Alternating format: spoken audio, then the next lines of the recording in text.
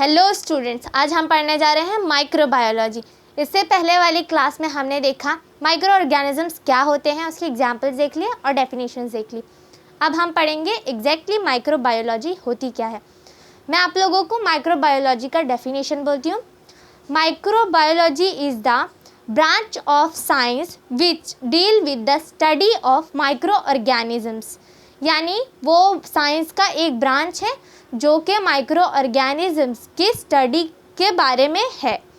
अब हम स्टार्ट करते हैं। पहले तो हम देखेंगे फादर ऑफ माइक्रोबायोलॉजी है कौन, मतलब माइक्रोबायोलॉजी को डिस्कवर किसने किया। फादर ऑफ माइक्रोबायोलॉजी है एंटनी वैन लीeuwenhoek, जिन्होंने माइक्रो ऑर्गेनिजम्स को सबसे पहले ऑब्जर्व किया।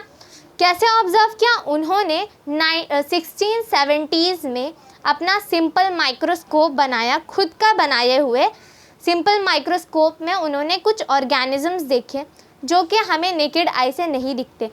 तो डिस्कवरी इन्होंने की माइक्रो ऑर्गेनिजम्स की, तो इन्हें फादर ऑफ माइक्रोबायोलॉजी कहा जाने लगा। इन्होंने ऑर्गेनिजम्स को देखा और इन्होंने बता दिया कि माइक्रो ऑर्गेनिजम्स होते क्या हैं। उसके बाद आए लुइस पास्चर। जब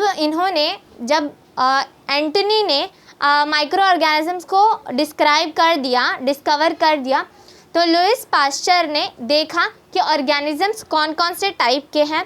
इन्होंने पास्चराइजेशन बताया, फर्मेंटेशन बताया और भी ऑर्गेनिजम्स किस तरह वर्क करते हैं ये बताया कि किस किस जगह कैसे कैसे वर्क करते हैं। उसके बाद रॉबर्ट कोच कौन थे? उन्होंने भी 19th सेंचुरी में लुइस पास्चर की साथ मिल करके ये माइक्रो ऑर्गेनिजम्स के बारे में डीप स्टडी की। एंटनी वैन ने जो माइक्रो ऑर्गेनिज्म के बारे में बताया था उसकी और डिटेल निकाली और स्टडी की। तो लुइस पास्चर ने डिजीज़ को क्योर करने के लिए और उसको रोकने के लिए वैक्सीनेशन जैसे ट्रीटमेंट्स दिए, और रॉबर्ट कोच ने डिजीज़ को सर्च किया, जैसे कि ट्यूबरक्लोसिस, ये सारे डिजीज़ उन्होंने सर्च की है। और कुछ फेटल डिजीज़ भी उन्होंने सर्च किए कि किस तरह इन्फेक्शनल डिजीज़ किस तरह बैक्टीरियाज और वायरसेस के ज़रिए इंसान की बॉडी में या फिर एनिमल की बॉडी में किस तरह आते हैं डिजीज़। माइक्रो ऑर्गेनिजम्स में आपने जाना तो है कि माइक्रो ऑर्गेनिजम्स क्या होते हैं। उसमें हमारी डेली लाइफ में माइक्रो ऑर्गेनिजम्स कैसे काम करते हैं वो मैं आप लोगों को बताती हूँ। कुछ माइक्रो ऑर्गेनिजम्स होते हैं जो यूज़फुल होते हैं और कुछ हार्मफुल। जैसा कि मैंने आप लोगों को बताया था कि आप लोग सोचते होंगे कि काश माइक्रो ऑर्गेनिजम्स नहीं होते, लेकिन अगर माइक्रो ऑर्गेनिजम्स नहीं होते तो उनके ज़रिए जो हम लोगों को न्यूट्रिशन वगैरह मिलता है वो नहीं मिलता। जैसे कि हर सिक्के का भी दो पहलू होते हैं, उसी तरह इसके भी दो पहलू हैं, एक हार्मफुल है और एक यूज़फुल है। तो एक एक करके मैं आप लोगों को दोनों के बारे में बताऊँगी, यूज़फुल और हार्मफुल दोनों माइक्रो ऑर्गेनिजम्स के बारे में बताऊंगी। जैसा कि मैंने कहा आप लोगों को मैं यूज़फुल माइक्रोब्स के बारे में बताती हूँ। यूज़फुल माइक्रोब्स बहुत सारे हैं, लेकिन उसमें से मैं एक एग्जांपल लेके आप लोगों को बताती हूँ। जैसे कि मैंने एग्जांपल लिया है लैक्टोबैसिलाई। लैक्टोबैसिलाई क्या है? लैक्टो से समझ में आता है कि उसमें लैक्टिक एसिड होगा, बैसिलस से समझ में आता है वो बैक्टीरिया की एक टाइप है। तो ये लैक्टोबैसिलाई एक बैक्टीरिया है, माइक्रो ऑर्गेनिजम्स है जो हमारे डेली लाइफ में यूज़ आता है। अब ये यूज़ कैसे आता है कई लोगों को ये पता तो नहीं होगा, लेकिन मैं आप लोगों को बता दूं। अगर आप स्टूडेंट हैं या फिर अगर आप कर सकते हैं, सर्च कर सकते हैं या फिर ऑब्जर्वेशन कर सकते हैं, तो आप एक स्लाइड में ड्रॉप ऑफ मिल्क लें, मिल्क का एक ड्रॉप लें या फिर फ्रेश क्रीम मिल्क लें या फिर बटर मिल्क लें, कोई भी एक ड्रॉप लेके उसका स्मीयर बना लें। उस स्मीयर बना करके उसमें मिथाइलिन ब्लू डालें। मिथाइलिन ब्लू क्या है? डाई है एक, जिससे उस स्मीयर में जो ऑर्गेनिजम्स होंगे उनको कलर मिलेगा। अब हमने उसमें डाई डाल दिया है। डाई डालने के बाद हम उसको कवर स्लिप के ज़रिए कवर कर देंगे और कवर स्लिप रख देंगे। फिर हम कंपाउंड माइक्रोस्कोप लेंगे, उसमें हमारा ऑब्जेक्टिव होता है 10x का, उसके ज़रिए हम उसको ऑब्जर्व करेंगे। उसमें हमें रॉड लाइक, जैसे कि आप लोग यहाँ देख रहे हैं, रॉड के जैसे ब्लू कलर के कुछ ऑर्गेनिजम्स दिखेंगे, वो होंगे लैक्टोबैसिलाई।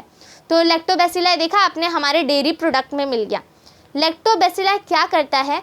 फर्मेंटेशन करता है, वो मिल्क को योगर्ट कैसे बनाता है, योगर्ट यानी दही, वो दूध को दही में कन्वर्ट कैसे करता है, इसका फर्मेंटेशन प्रोसेस होता है।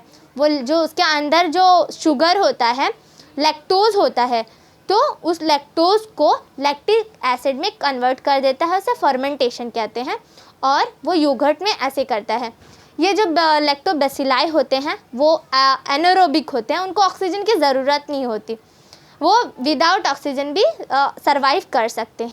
जैसा कि आप लोगों ने कई जगह सुना भी होगा कि दही खाने से आपका हाजमा सही रहता है, आप लोगों को पेट में तकलीफ़ नहीं होती है और आप लोगों के जो डाइजेस्टिव सिस्टम में बिल्कुल प्रॉब्लम नहीं होती है। तो कई बार बोला जाता है कि अगर पेट में डाइजेस्टिव सिस्टम में कुछ डिफ़ॉल्ट हुआ है या फिर कुछ भी प्रॉब्लम आई है आप लोगों को, तो बोला जाता है खिचड़ी और दही खाएं या फिर दही का यूज़ करें। तो उससे क्या होता है, जो शुगर मिल्क में जो प्रोटीन सब्सटेंस होता है उसका पीएच ज़्यादा होता है।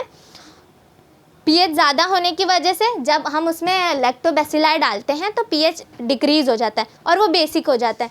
तो जो पेट में या फिर हमारे एलिमेंट्री कनाल में या डाइजेस्टिव सिस्टम जो ट्रैक है, डाइजेस्टिव ट्रैक में अगर उसमें एसिडिटी हो रही है तो उस लो पीएच की वजह से हमारे योगर्ट की वजह से वो प्रॉब्लम सॉल्व हो जाएगी। और एसिडिक और बेसिक का ये मिलने की वजह से जो हार्मफुल बैक्टीरियाज या जो हार्मफुल आपके अंदर जो भी ऑर्गेनिजम्स होंगे वो डिस्ट्रॉय हो जाएंगे। तो आप लोगों को कई जगह बोला भी जाता है कि इस योगर्ट खाया जाए। जैसे कि मैंने आप लोगों को बता दिया है कि ये एनारोबिक होते हैं, यानी ये विदाउट ऑक्सीजन भी एनर्जी प्रोड्यूस कर सकते हैं।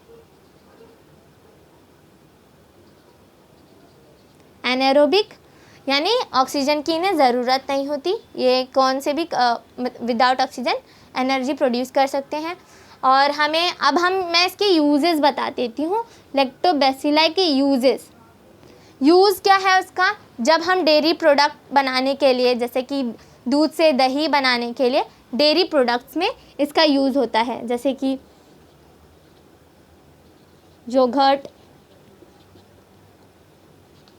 योगर्ट यानी दही, ये सारी चीज़ें बनाने में इसका यूज़ होता है। कोई भी डेयरी प्रोडक्ट ले लीजिए, उसे बनाने में जैसे कि पनीर, दही, ये सब बनाने के लिए लैक्टोबैसिलाई का यूज़ होता है। एक यूज़ मैंने योगर्ट बनाने यानी डेयरी प्रोडक्ट बनाने के लिए बता दिया। एक यूज़ ये है।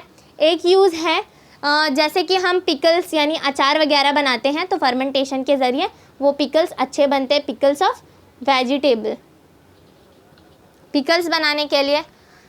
थर्ड यूज़ मैं आप लोगों को बताती हूँ। जैसे कि मैंने आप लोगों को बताया कि डाइजेशन के लिए अच्छा होता है, आप लोगों को हेल्प करता है, तो help to reduce digestive disorders या digestive discomfort, decrease helps to digest,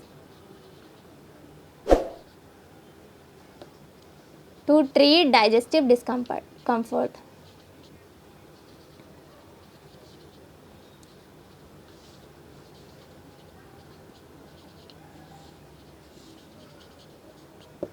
ये मैंने आप लोगों को थर्ड यूज़ बता दिया। फोर्थ यूज़ है जैसे कि वाइन और ब्रेड, कुछ टाइप के ब्रेड्स बनाने के लिए भी इसको यूज़ किया जाता है, यानी बेकरी प्रोडक्ट।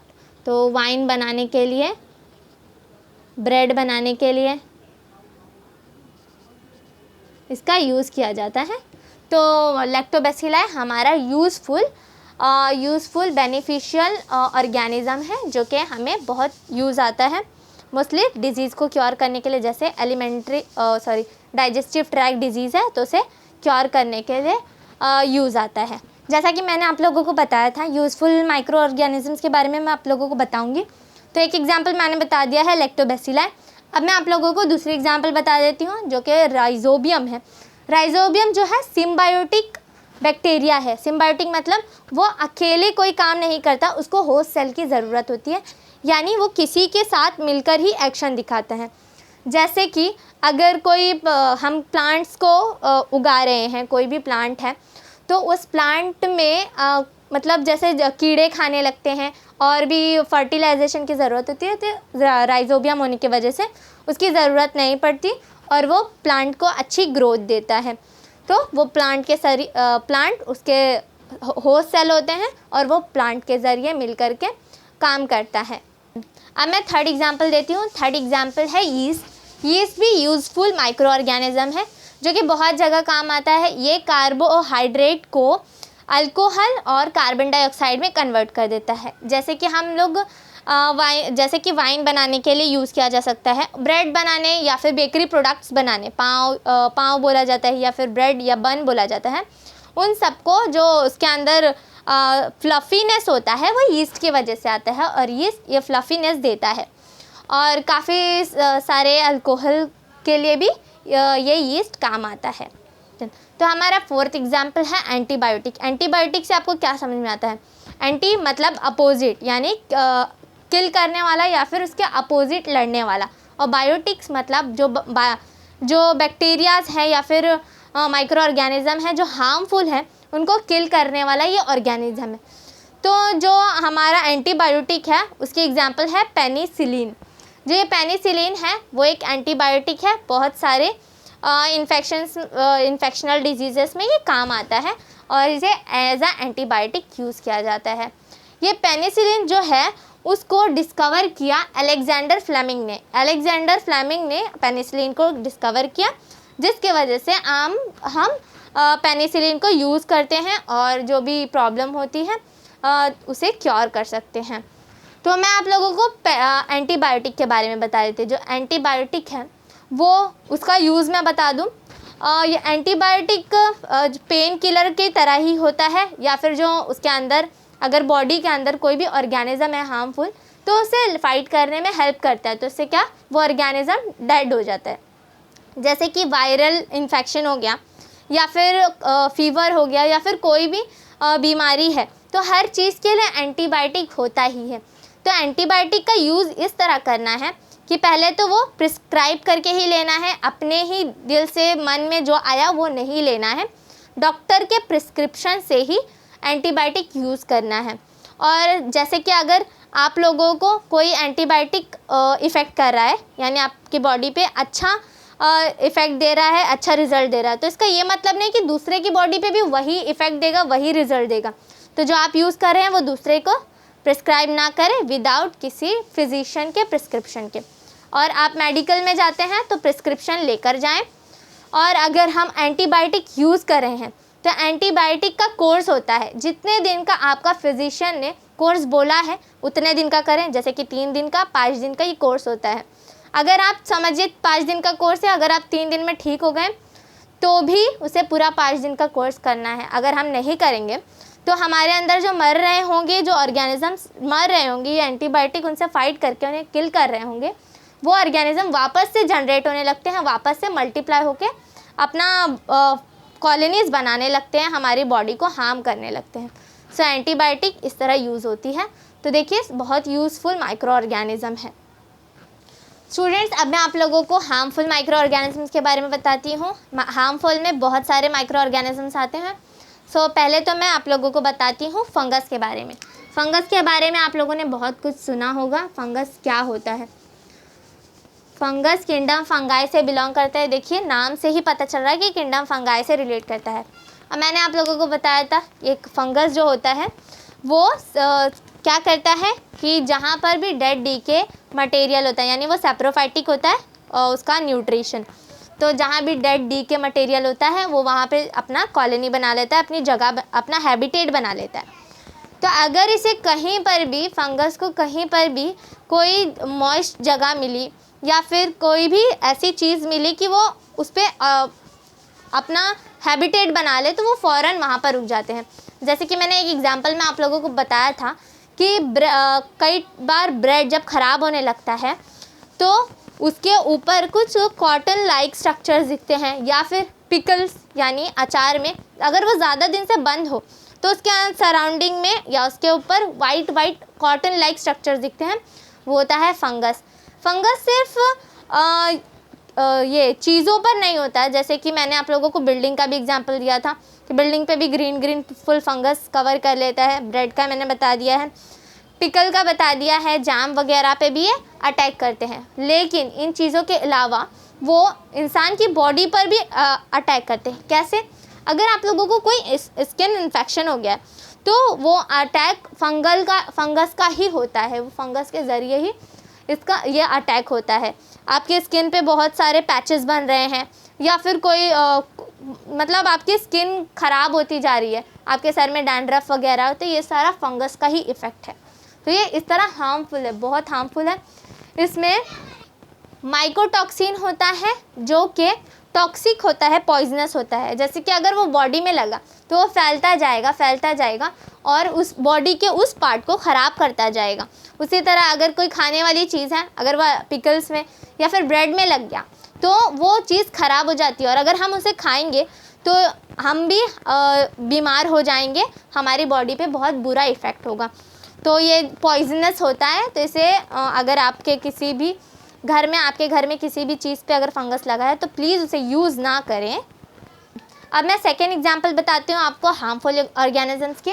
वो है क्लोस्ट्रीडियम। क्लोस्ट्रीडियम रॉड शेप्ड होता है, रॉड की शक्ल का होता है और ये जो होता है वो हार्मफुल होता है। अगर कोई चीज़ कुक्ड फूड को ख़राब करने के लिए ये काम आता है। ये कोई भी मतलब जैसे आप लोग सोचते हैं कि अगर कोई चीज़ ख़राब हो रही है तो इसे फटाफट कुक कर देंगे तो इसके अंदर के सारे बैक्टीरियाज और क्या माइक्रो ऑर्गेनिजम्स मर जाएंगे हीट की वजह से। लेकिन ये कुक्ड फूड को यानी बने हुए फूड को भी ख़राब कर देता है।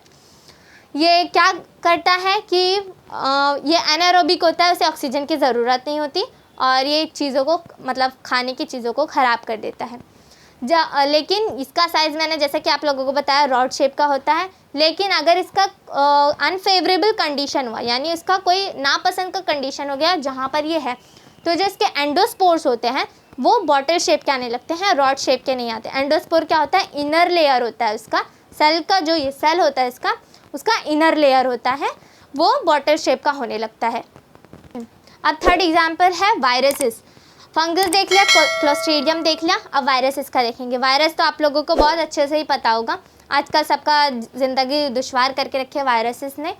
तो ये जो वायरस होते हैं बहुत ही माइन्यूट होते हैं। इससे पहले वाले वीडियो में मैंने आप लोगों को बताया कि वायरस का साइज़ क्या होता है और वो किस जगह पे अपना हैबिटेट बनाते हैं। यानी वायरसेस तो पहले डेड रहते हैं, मरे हुए रहते हैं, उनकी कोई ज़िंदगी नहीं होती।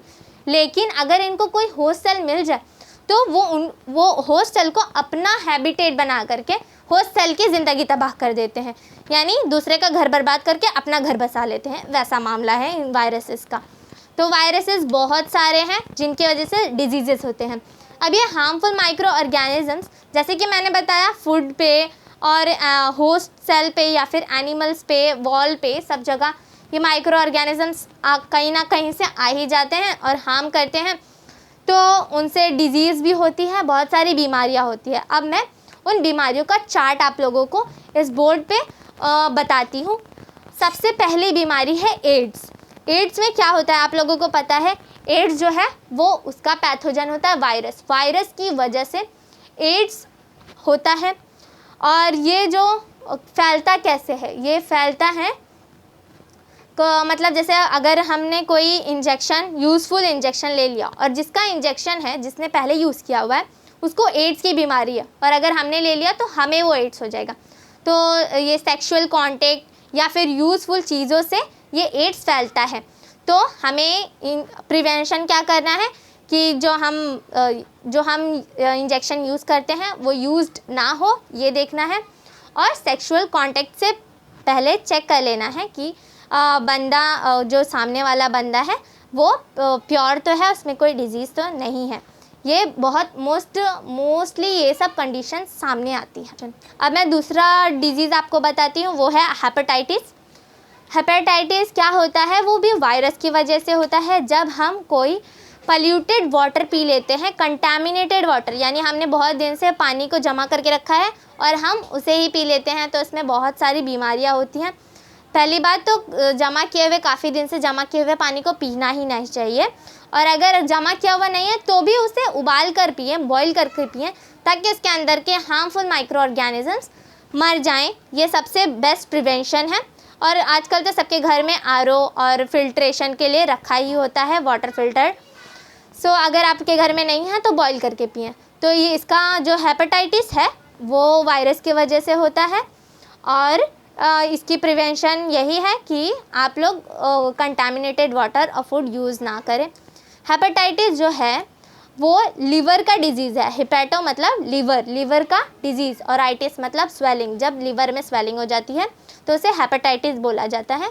तो ये पानी खराब गंदा पानी पीने की वजह से ये हेपेटाइटिस होता है। अब मैं थर्ड बीमारी बताती हूँ, थर्ड डिजीज़ बताती हूँ, वो है फ्लू, बर्ड फ्लू या फिर स्वाइन फ्लू। बीच में स्वाइन फ्लू का बहुत जिक्र हुआ था। वो फ्लू एनिमल्स के ज़रिए होता है और ये वायरसेस है, इसका पैथोजन जो है वायरस है, वो वायरस ही फ्लू को कॉज करता है। और इसके लिए ये जो है वो बर्ड्स के थ्रू फैलता है, तो बर्ड के थ्रू फैलता है। तो जब हम इसका प्रिवेंशन हम कैसे कर सकते हैं कि जब हम कोई बर्ड का यानी चिकन का मीट खाते हैं, गोश्त खाते हैं चिकन का, तो हम उसे जब फ्लू हो उस वक्त नहीं खाना चाहिए। और अगर हम खा रहे हैं तो प्रॉपरली उसको हाइजीन, उसका क्लीनलीनेस, उसको प्रॉपरली बॉईल करके खाएं। सो बेटर है कि ना खाएं, इसका प्रिवेंशन है। उसके बाद हम देखेंगे डेंगू भी बहुत फैलने वाली बीमारी है। वो भी उसका भी पैथोजन वायरस है, वायरस से ही डेंगू भी फैलता है। डेंगू जो है उसका जो कैरियर होता है वो मॉस्किटो है। मॉस्किटो में ये वायरस जब आ जाता है तो मॉस्किटो अगर आपको काट लेगा तो आपको डेंगू हो जाएगा।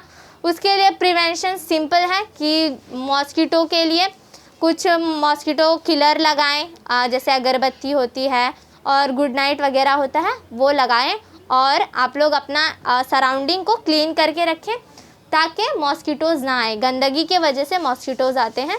सो अपने सराउंडिंग को क्लीन रखें।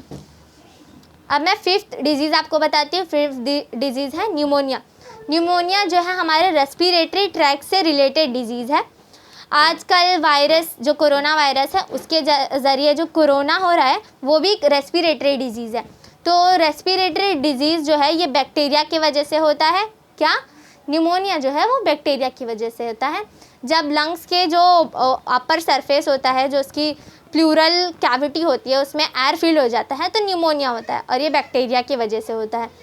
तो इसमें क्या होता है कि आप लोग अगर एयर, हमारा जो सराउंडिंग का एयर है वो अगर क्लीन नहीं है, ये एयर की वजह से होता है। और अगर एयर प्रॉपर नहीं है, प्रॉपर एयर हमारे इनहेलेशन में नहीं आ रही है तो न्यूमोनिया होता है। तो इसका कॉज जैसे कि मैंने आप लोगों को बताया एयर है। तो इन्फेक्शन, अगर किसी को निमोनिया हो रखा है और अगर इन्फेक्शन है तो अगर हम उसके क्लोज कांटेक्ट में जाएंगे तो हमें भी वो बैक्टीरिया हमारे अंदर ट्रांसफ़र हो जाएंगे और ये निमोनिया कॉज करेंगे। सो हमें जो इन्फेक्टेड पर्सन है उससे डिस्टेंस मेंटेन करके रखना है और अपने वैक्सीनेशन लेना है और मास्क प्रॉपर लगा के चलना है। अब मैं आप लोगों को मलेरिया के बारे में बताती हूँ। मलेरिया भी डेंगू के जैसा ही है। उसका भी जो पहुँचाने वाला होता है, जिसके थ्रू होता है, वो मॉस्किटो है। तो इसमें भी जैसे डेंगू में प्रिवेंशन करते हैं उसी तरह मलेरिया में भी प्रिवेंशन करना है। लेकिन फ़र्क इतना है, डेंगू में वायरस के ज़रिए होता है, पैथोजन वायरस है, और मलेरिया में प्रोटोजोआ है, पैथोजन। देन उसके बाद आता है डैंड्रफ आता है, और स्किन डिज़ॉर्डर्स हैं कुछ, वो आते हैं। तो डैंड्रफ भी स्किन पे ही होता है, जो कि है फंगस। मैंने जैसा कि आप लोगों को फंगस में बताया था, डैंड्रफ फंगस है। रिंगवर्म, ये भी एक टाइप का, जैसे दाद बोला जाता है उसे रिंगवर्म के ज़रिए होता है। ये भी एक टाइप का फंगस है। और ये जो फंगल इन्फेक्शन है वो होता कैसे है, वो अगर किसी पर्सन को है, अगर हम उसके कांटेक्ट में जाएंगे तो हमें भी हो जाएगा। यानी वो जो चीज़ें जैसे साबुन वगैरह, सोप वगैरह जो यूज़ करा है, अगर हम उसकी यूज़ की भी चीज़ें यूज़ करेंगे तो हमें भी वो हो जाएगा, और वो स्किन डिज़ॉर्डर होता है। तो इसलिए हमें प्रिवेंशन ये है कि अगर कोई इन्फेक्टेड है तो उससे थोड़ा डिस्टेंस मेंटेन करें और उसकी यूज़ की हुई चीज़ें यूज़ ना करें और मेडिसिन्स का यूज़ करें, तो सारे डिजीज़ क्योर हो जाएंगे। सो मैंने आप लोगों को माइक्रोबायोलॉजी की डेफिनेशन और फादर ऑफ माइक्रोबायोलॉजी कौन है वो सारी चीज़ें बता दी हैं। हार्मफुल यूज़फुल माइक्रो ऑर्गेनिजम्स बता दिए हैं, कौन से हार्मफुल है, कौन से यूज़फुल है। हमारी डेली लाइफ में माइक्रो ऑर्गेनिजम्स का क्या यूज़ है, ये सारी चीज़ें मैंने आप लोगों को बता दी है। तो अगर आप लोगों को मेरा वीडियो पसंद आया हो तो लाइक, शेयर एंड सब्सक्राइब करें। आई होप मेरा वीडियो आप लोगों को पसंद आया हो और आप लोगों के लिए बेनिफिशियल हो। नेक्स्ट वीडियो में किंगडम प्लांटे के बारे में लाऊंगी, क्लासिफिकेशन ऑफ किंगडम प्लांटे। तो अगर आप लोगों को उसमें कुछ डाउट होगा तो उस वीडियो में आप लोगों को क्लियर हो जाएगा। थैंक यू मेरा वीडियो देखने के लिए।